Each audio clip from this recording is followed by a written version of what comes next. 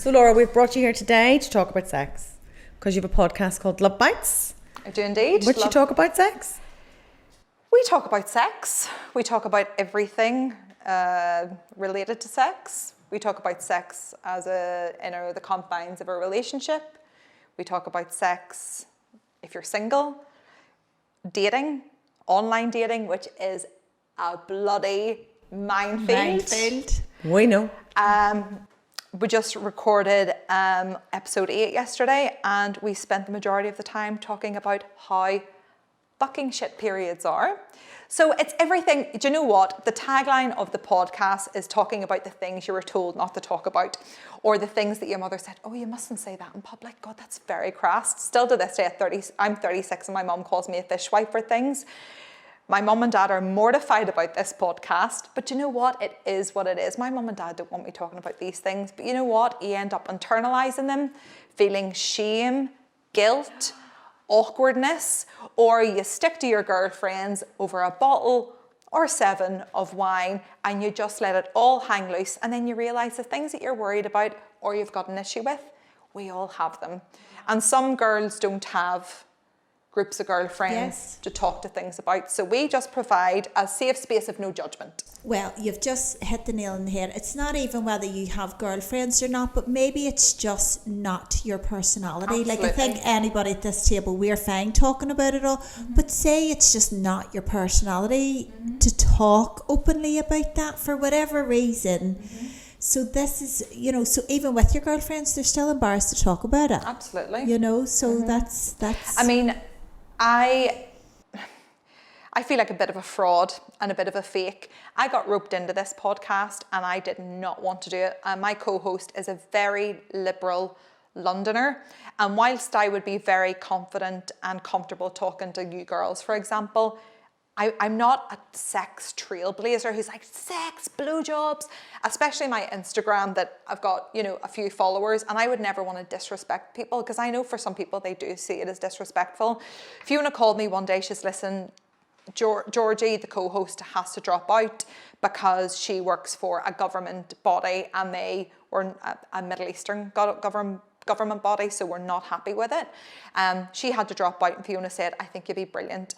Everything in my mind, I made every excuse under the sun. Oh, I'm too busy with work. Oh, I can't do this. And my boyfriend was overheard the conversation and he was like, I know what you're doing. You're petrified of doing this, but you're making we all do it, right? Of self-sabotage. The fear. The fear. I was riddled with the fear. Imposter syndrome. Yeah. So I think that was a confidence thing. And also, I wasn't comfortable talking about sex in public. I'm convent educated. I've grew up with a real distorted view of sex. Definitely Catholic guilt is a real thing, but it's not even a Catholic thing. In Northern Ireland or Ireland as a whole, there's a real Irish awkwardness and weirdness. And you're right, Ciara, even with your girlfriends, you're reluctant to talk about things. So it wasn't an easy feat. And the first podcast, you girls are pros at this now, but when you first begin something, you're petrified. And I remember the countdown and I was literally shaking like this. And even to say the word sex actually made me feel sick. But then you realise, fuck it. Everybody has it. Everybody has issues with it. So let's just talk about it. And I'm not ramming it down people's throat. If you want to come to listen to our podcast, you know what you're signing up for. There's warnings to say, if you're offended, then turn off. Do not proceed. Yeah, and even putting this interview out, if there's any part of you doesn't feel comfortable hearing this, don't watch it. Don't watch it. It's your warning. My God, this is what blows my mind. It's like no one's making anyone listen to your podcast or watch these interviews or be part of this. We're not putting billboards up and putting it on your radio and TV and magazines. It's a resource that you have to go to. So first question is, so now you're on number 8. Yes. So you're saying how much fear, that must have took loads of courage and loads of balls to do that the first time. So now, how do you feel? How did you feel going in yesterday? Do you feel like you're in your comfort zone? Is it making you feel liberated? Is it making you... Do you know what? I have to say, and you'd never think this from listening to me now, you're very comfortable with you girls, you're lovely to speak to. But I really struggle with public speaking, and I work in PR, and it's my job to pitch for clients, pitch for new business. And I have been so disabled and crippled by fear that I lost us several accounts, because I would be naturally put at the front of the room and be like, look at Laura, she can speak to anybody. As soon as I stand up, everything just stops. Like when I listen to you or whatever on the radio, I'm like, how does she speak like that? How is she not crippled by fear? And it got me to the point where I was really considering just changing career. So for me, I'm actually really proud of myself for having the balls just to step out of my comfort zone and take action. And talk about what you're talking about. Exactly. You're and doing. it's like there's only so many self-help books you can read and motivational videos that you can listen to. See, unless you can gather and muster the strength just to put one foot in front of the other, cognizant of the fact that if you fuck up, well, who gives a damn? Nobody else really cares except you. So I'm comfortable. There's no holes barred at this stage. I'm comfortable and I'm proud of myself. And people will ask, where do you see this going? Like, are you hoping to get a sponsorship deal? Are you hoping to get this? Like, what are you making financially out of this? Nothing. I am doing this as a passion project. See if nobody listened. To me, this is something...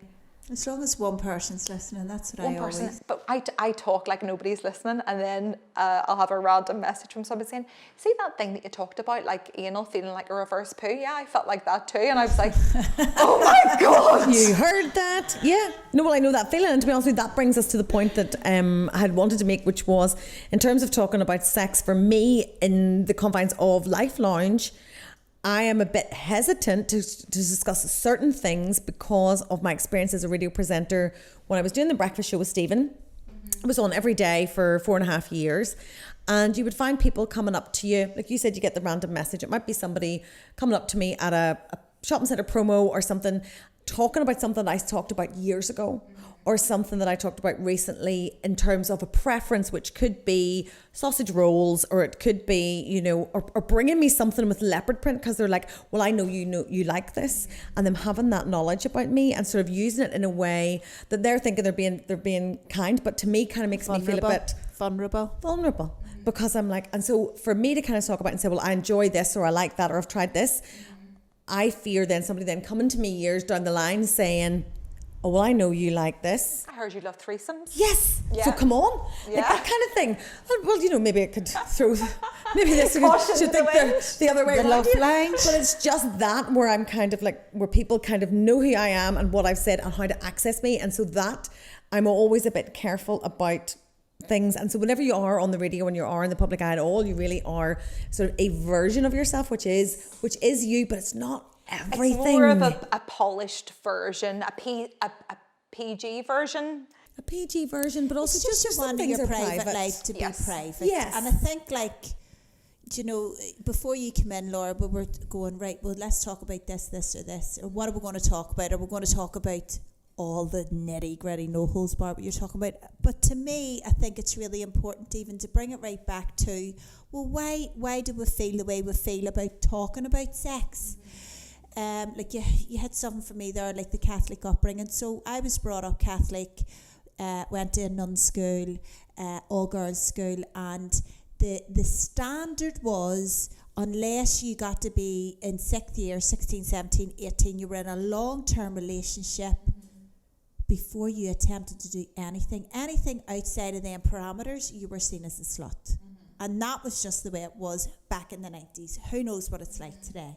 And it's all the feelings of shame, this shameful thing, guilt, and all that. And then, you know, me and Cate was talking, like I have 2 kids, 12 and 13, and it's like, how do I manoeuvre and how do I manage my 2 teenagers growing up when obviously we all know about the porn industry and how easy it is for them to access porn and sex and having that view on it, but also the fine line between being okay with sex and going, it is the most natural way for humans to enjoy themselves. and no one should feel embarrassed about saying that. Every single human on this planet should be able to enjoy sex and not feel guilty, shame, all these things that are associated with it.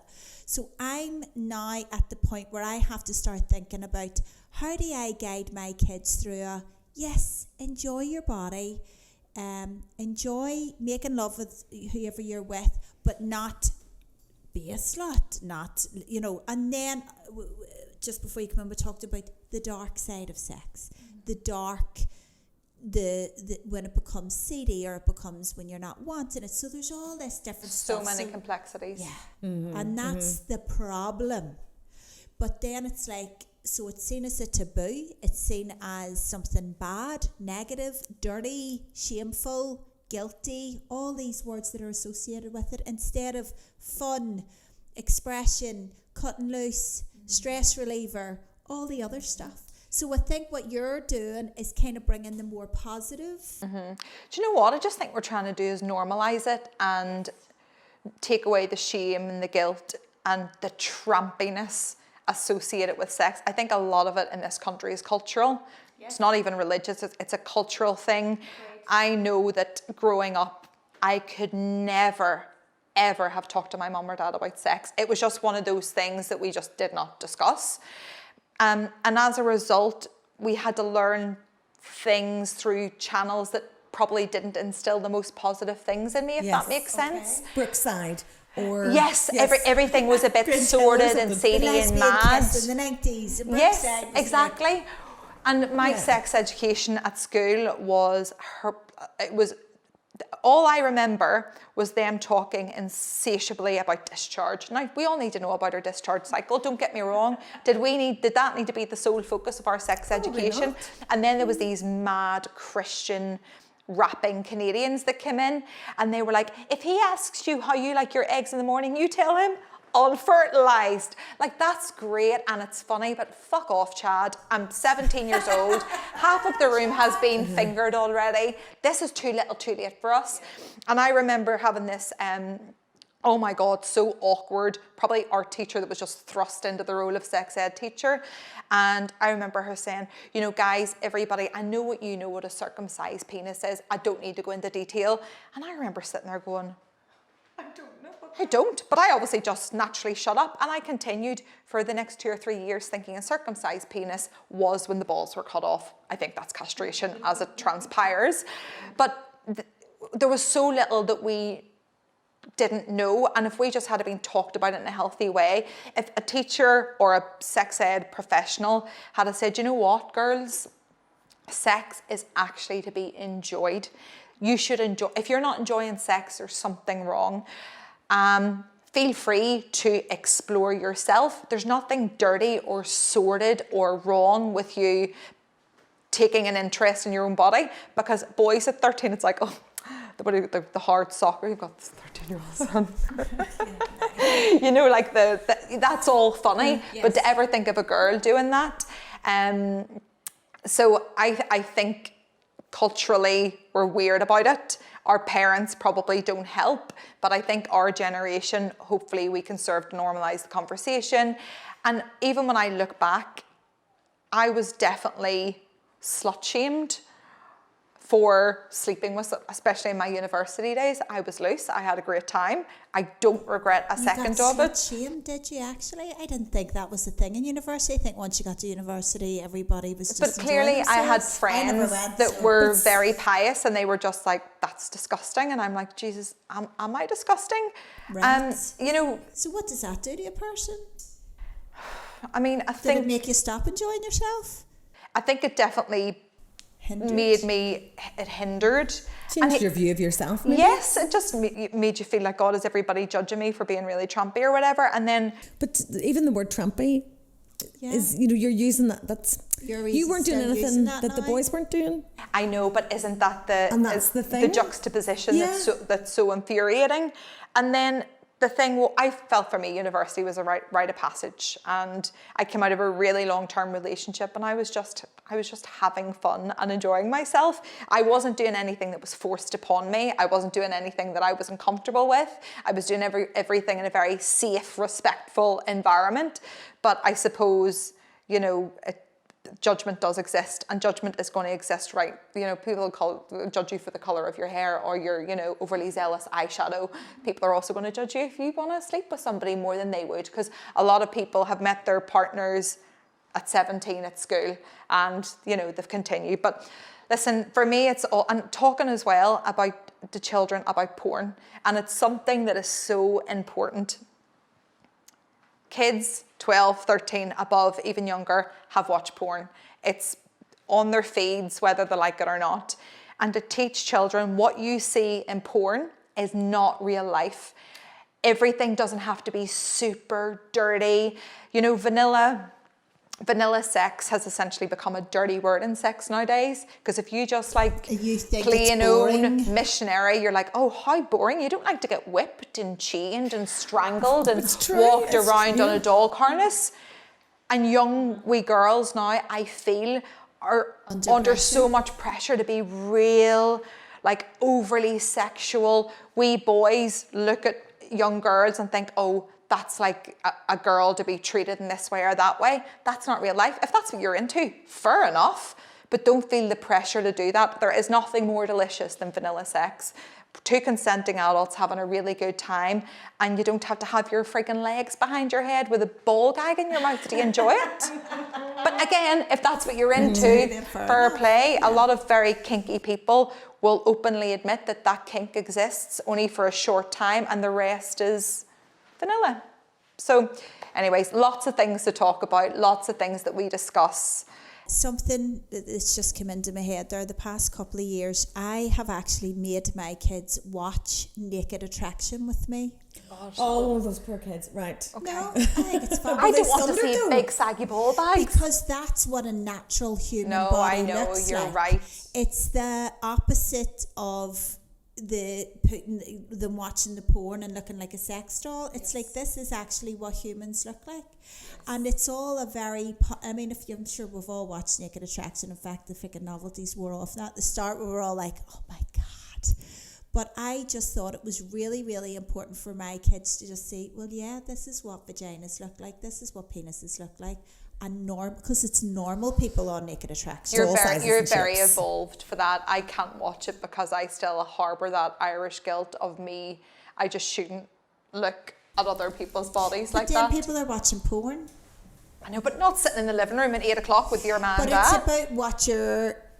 it's about what you is your normal. So exactly, 100%. Like, don't get me wrong, it's not the most comfortable of viewing, especially they were like, and it's funny, but it's like, that's okay too. Mm-hmm. You know, it's okay. Yes, they're mortified, and I'm like, come here, do you see this? Oh my God. But what you're doing is you're normal and taking away the shame. Yes, so it's not shameful. Body shame. This is what bodies look like.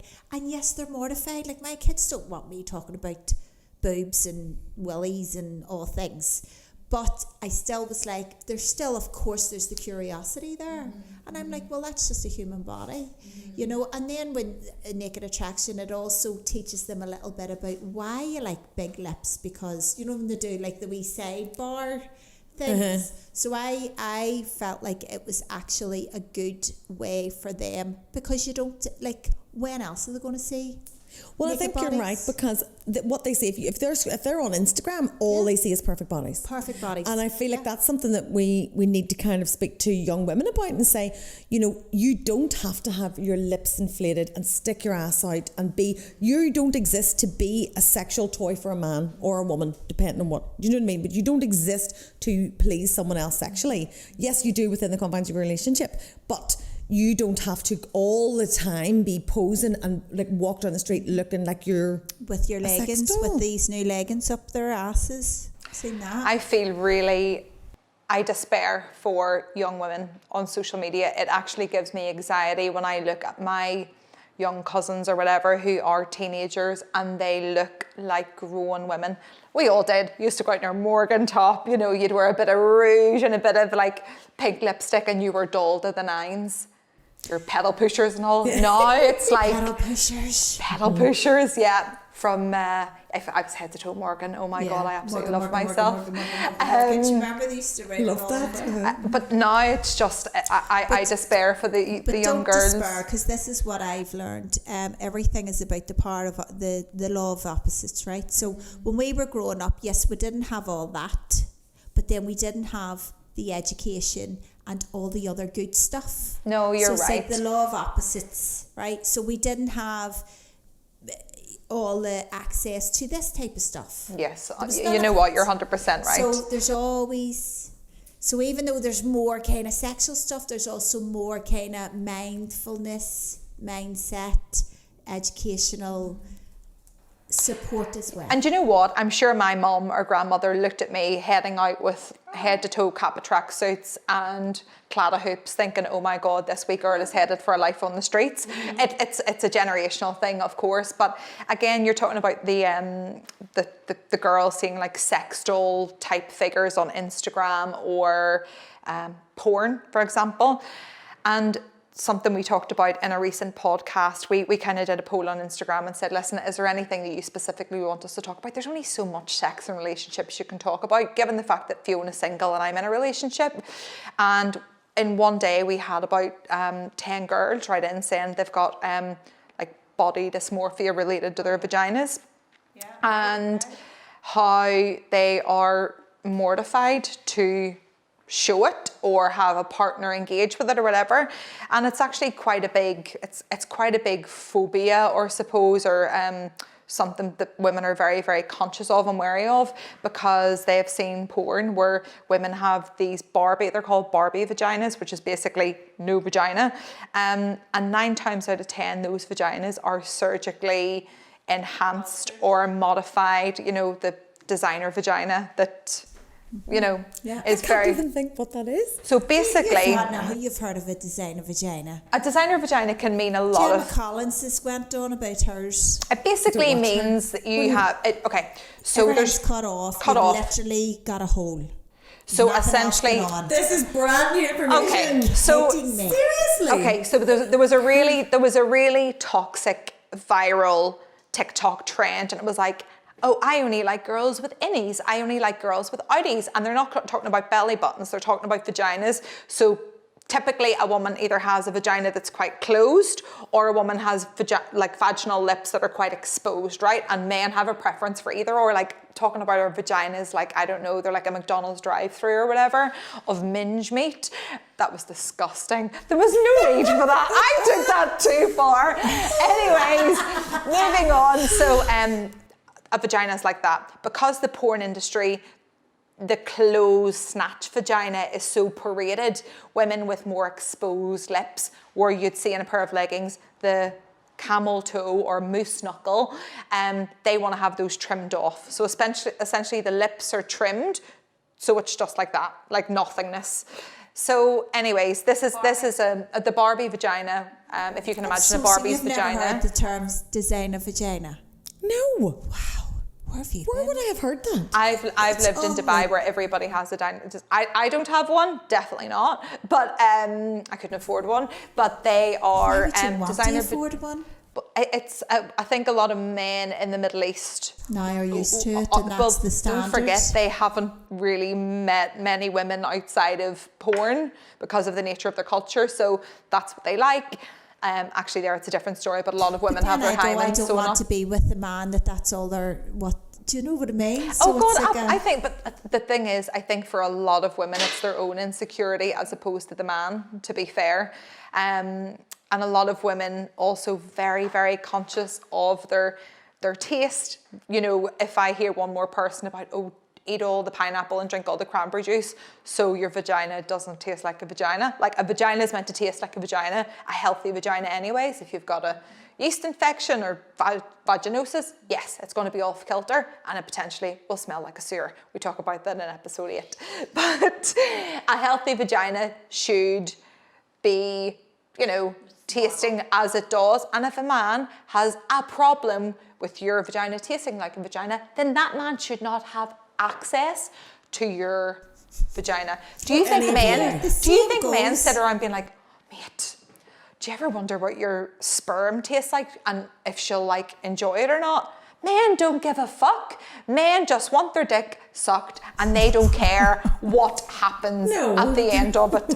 You know, they're like, oh, I can't have that asparagus tonight, lads, because I don't want to, you know, give her an old dose of potent cum. They don't care, but women are just like, I'm not good enough. But to be fair, I think we're being very harsh to men. I would say there's a lot of men with a lot of insecurities too, and they might not talk about it the way girls do, but they internalise it. I'm not being harsh on them. I'm applauding men. I'm applauding men in that respect, that actually just take it for what it is, enjoy it for what it is. But I envy those men. Personally, I think that men do have as many insecurities. Oh yes, definitely body insecurities and stuff. But I think and, you know, size and girth and all that. I would hate to be a man. I know if I was a man, I would have the world's smallest penis, and I just like, what would you do with that? You know, and it's such a big appendage, and there's a big, nothing they can do about it. Like, there is nothing you can do. Like, if you hate your small boobs, go and have a boob job. Exactly. If you hate your vagina that's flapping around your knees, go and have it trimmed. There's always something. But for guys, really, there isn't. Do you know what people are doing? And I don't think it's a big trend back home, but a lot of my English girlfriends do it. A lot of people in America and the Middle East. Anal bleaching. Oh yeah, I've heard of. I met a girl who did a course, like taught a course. She was a waxing queen from down south. Absolute funny, one of the funniest people I've ever met in my life. And she was going over to Scandinavia and doing all these waxing courses because they were like 20 years behind in their waxing. They charged like €300 for a leg wax because it takes so much time. We're just really behind the times. But cut a long story short, she sat and told us about going over to do anal bleaching course. She was like, yeah, I do anal bleaching. Never done it before in her life. Literally YouTubed it, went over, charged them a fortune. It was just like, it's so common. What just do you do it with? Well, not Dettol, not like a toilet doctor. No. Bend over there, love. Home bargain special. No, it's obviously with the my co-host Fiona has got the anal bleaching kit. I don't know quite how you'd maneuver it. I think you'd ideally have some. I don't want anybody up near my butthole, no offense, but it's better if you have somebody to do it. And basically, it just takes the edge off, so it's nice and perfectly nudie pink coloured. And I mean, that just blows my mind. Like, how would you know it wasn't already?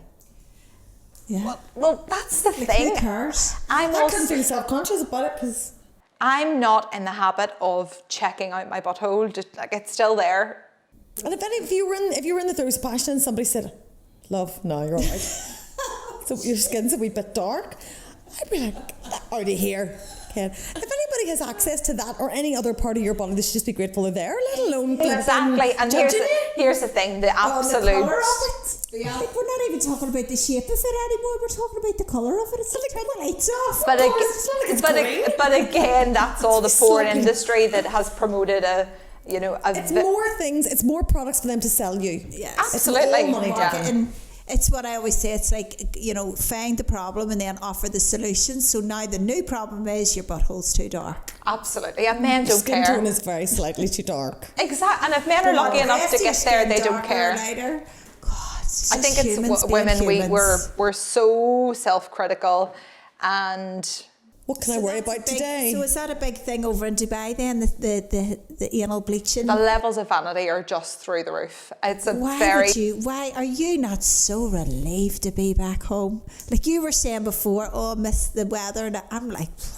Do you know what? I think it's nice to have access to it. I've never had my anus bleached, but it's a country where I lived there for 12 years, and I wouldn't even say love-hate. It was love, but my low times were low because you're lonely, you're away from your family, you feel a bit cut off, and it's an ostentatious life. I was eating out, and my job is like promoting the best and top restaurants. So I was in the best restaurants every night of the week, but then felt really lonely as well. You just wanted a bowl of Frosties. Yeah, I just wanted to go and have a cuddle with my mum. Yeah. So it affords you an access to a brilliant life. But there's also downsides. But listen, the levels of vanity there. There's a particular road called Jumeirah, and it's like the Lisburn Road, but every single building is a surgery, a clinic, Botox, a vaginoplasty. You know it's really big over there, and you'd never think it's something that women don't have to consider, thank God, at home. If a Muslim woman, obviously they should be virgins when they have sex. So when they do have sex outside of marriage, when it comes to them marrying and having sex with their husband, they actually have to have their hymen refashioned rather. So whenever they do have first time penetration with their husband, there should be blood.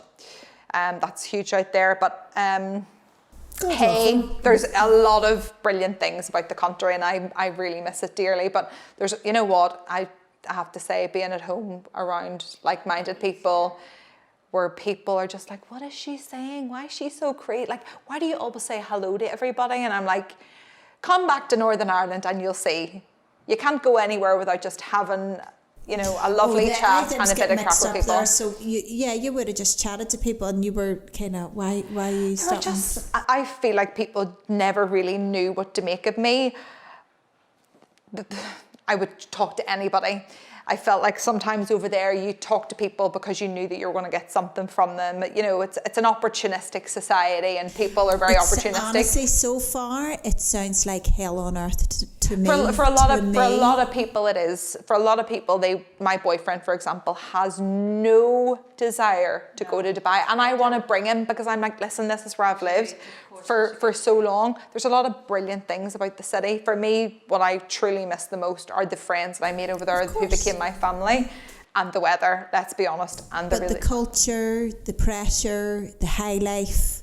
The high life, I became exhausted by in the end. The culture, actually the Arabic culture, is incredibly warm and welcoming. Yes, the Arabic, but how much Arabic is there? No, it's listen, I'm saying Arabic culture is lovely. The 95% of my social life was made up by expats, Irish, British, and it was intense, but I'm glad to be back, but I definitely have moments where I'm like, oh my God, is this my life now, Northern Ireland? Like I said to you girls before, I'm still grieving a wee bit from a Dubai life because I never planned to move back home. I moved back for 3 weeks. So the rug was pulled from under you? It was pulled from underneath me. Came back for 3 weeks, and here I am a year later. And you know, it would be great in this year if I had made a group of friends to be going out for wine with and doing these things with, but there wasn't. It was just locked in. It was locked in, and I just felt like I was sitting at home. Yeah, that's a complete. But you know what? High life restaurants, 5-star, designer vaginas, boobs everywhere to. Yeah, living in Lisburn. Like, love Lisburn. Lockdown. Yes. Lisburn in lockdown. But you know what? I've reconnected with my mum. Not that we ever fell out. Mum and I have always been the best of friends, but time spent. I've been with her in a way that I haven't been for 12 years or whatever, and it was the best decision I made moving back. Met my partner in lockdown at a post-lockdown barbecue. He walked in like a big farmer, and I was like, absolutely no, not for me at all. And then my friend Jem was like, you don't realise this, but you're still superficial from Dubai. He's a lovely guy. Yeah, superficial. Yeah. The superficial because is I was like, what have is you my seen them idea of shoes? hell. He's like wearing upper sixth school shoes that turn up at the front and they're brown loafers. I was just like, oh my God, where's boot cut jeans on? Boot cut jeans from the 90s. Not even nice boot cut. I'm talking, he looked like a geography school teacher on a field trip. He may as well have had a bun bag on him. His fun jeans. Mad about him. And then, you're mad about him. Honestly, his heart and soul is just, they're the most beautiful unification of two things I've ever seen in my life. And he's just took 12 years in Dubai to bring that out in you to see. I'm just used to men dressing like my ex dressed like he was straight off a catwalk. Our relationship was fucking useless in the end, but certain things maybe take over. I didn't know it at the time, but I can now see it. And your man now, I couldn't give a damn what he wears because he just brings so much to my table. And you have good sex with him. Do you know what? I'm being very honest about this on the podcast. I'm definitely having a little bit of a sexual lull at the minute. that's not reflective on how I feel about him. I could just sit on top of him and kiss and cuddle him and put his head in my hands and tell him I love him. I don't feel overly sexual at the minute. I put on weight in lockdown, nearly 2 stone. I'm working from home all day, every day. I'm not feeling overly sexual at the moment. You've got intimacy. Intimacy is 100% there, and that's just saying that. I think we could just do a whole other interview on that. On it's okay not to feel sexual sometimes. It's peaks and troughs. And as Lisa said, sex is the glue, and sometimes you don't really want to do it, and then you do, and you're like, why did I drag my feet on that? And I'm not saying you should be having sex with people you don't want to, but sometimes you just need to give yourself a wee kick, and then you're there, and it makes all the difference.